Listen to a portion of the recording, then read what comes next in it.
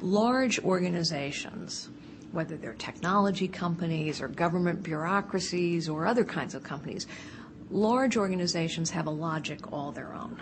They are vast bureaucracies. Indeed, yeah. And so the only way you can change the direction of a vast organization is to be systematic and systemic about it. What I mean is it is a systems effort that involves strategy, goal setting, how you structure the organization, what processes you put in place to guide people's work and their behavior, how do you measure and reward progress, how do you celebrate that progress, what's the culture, what's the leadership behavior, all of those things together are what I would call the leadership system. But it requires a systematic approach carried out over many months and many years, not a flash in the pan and one big communications rally and we're all off to the races. How do you plan for a cultural revolution? So a big merger requires a change in culture. Absolutely. It doesn't happen overnight. So perhaps you can talk a little more around the cultural challenges. Well, cultural change doesn't happen overnight, and it doesn't happen by accident or by serendipity. Right. In other words, you have to plan for it, just as you would plan for rolling out a new product. So what does that mean? That means you have to have a very clear sense of what you're trying to create, and you have to have a very clear action plan for how you're going to get from where you are to where you want to be. In the case of the Compaq merger, we went through a process called cultural due diligence. You know, you go through technical due diligence, you go through financial due diligence, we went through cultural due diligence. And what that meant was we identified what were the key differences between these two cultures, what were the similarities that we could build upon. Turns out the values people wanted the company to represent were a source of commonality and provided a foundation. And there were some key differences. And we said, you know, those differences are things we're not going to paper over. We're not going to pretend they don't exist. We're going to examine them. We're going to leverage them where we can. Right. And we're going to talk about them explicitly. So you have to do it in a planned way, a systematic way, a detailed way. And last, but probably most importantly, Microsoft has been characterized, and we're proud of it, by a certain kind of a tenacity and persistence and long-term approach. We hope we get everything right up front. We hope we're first into every market. But even when we're not right up front or we're not first in the market, we just keep working and working and working and working and coming and coming. And, you know, the bone doesn't fall out of our mouth easily. We just keep on it. You know, whether it's the length of time that it took us to get Windows to critical mass, or, you know, if I go back and think about when we first got into the networking business, there were a lot of years when, quote, people would say, you're not ready for the enterprise. That discussion doesn't happen very much because we just kept after it, kept after it, kept after it. You know, search. We're going to just keep coming and coming and coming and coming and coming and coming and coming. Okay. We are irrepressible on this.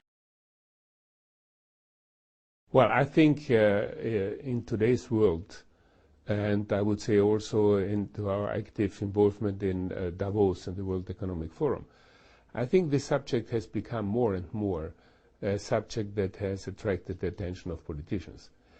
There are some, I would say, more sensible aspect to that. For example, if you really talk about large scale, there is no doubt that biotechnology and green biotechnology will certainly have a role to be playing.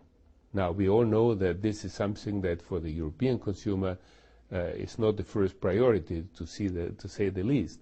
But I think very clearly, if you're talking to the Chinese government, if you're talking to the Indian government, if you're talking to the South African government, the utilization of new technologies is something that will be helping. I think we can assure the food supply if we are tackling the water issue for many, many years. The new factor that is coming in, which complicates life a little bit, is this attractiveness for politicians of the biofuel. Because now we are going to use, and we will need, enormous amount of food crops, which basically is going to be used for substituting of petrol. And depending which crop you're using, but if I take the maize, which is the one that is being used, corn, which is being used in the United States, you need 4,650 liters of water to produce 1 liter of ethanol. And I think if you look at the water scarcity, I think, frankly speaking, that this is not a sustainable proposition.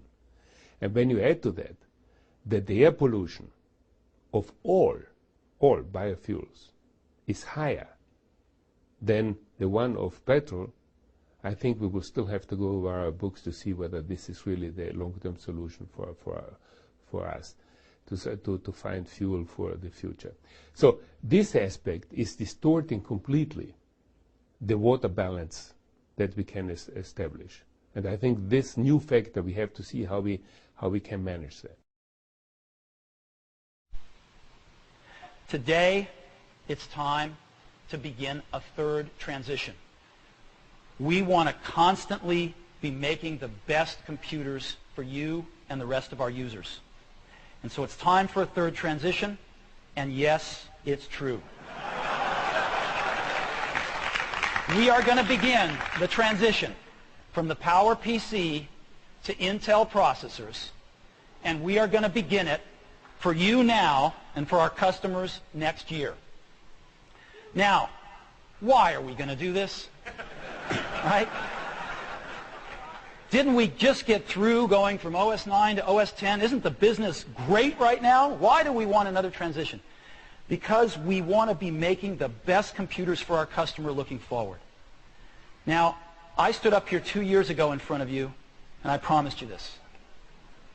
And we haven't been able to deliver that to you yet. I think a lot of you would like a G5 in your PowerBook, and we haven't been able to deliver that to you yet. But these aren't even the most important reasons. The most important reasons are that as we look ahead, though we have great products right now, and we've got some great PowerPC products still yet to come, as we look ahead, we can envision some amazing products we want to build for you. And we don't know how to build them with the future PowerPC roadmap. And that's why we're going to do this. When we look at Intel, they've got great performance, yes. But they've got something else that's very important to us. Just as important as performance is power consumption. And the way we look at it is performance per watt. For 1 watt of power, how much performance do you get? And when we look at the future roadmaps projected out mid-2006 and beyond, what we see is the PowerPC gives us sort of 15 units of performance per watt. But the Intel roadmap in the future gives us 70. And so this tells us what we have to do. Our generation has inherited an incredibly beautiful world from our parents and they from their parents. And it's really in our hands whether our children and their children inherit the same world. And we must not be the generation responsible for irreversibly damaging the environment. We must hand it over to our children in as near pristine a condition as we were lent it from our parents. To achieve that, we just have to, I'm sorry, seeing a wonderful lady from Nigeria here, but we have to wean ourselves off our dependence on coal and fossil fuels. Our generation has the knowledge, it has the financial resources, and as importantly, it has the willpower to do so.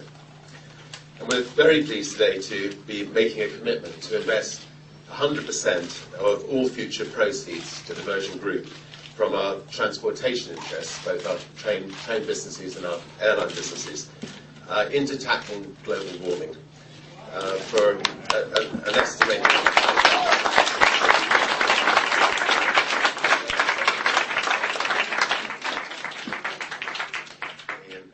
For an estimated value of $3 billion over the next 10 years.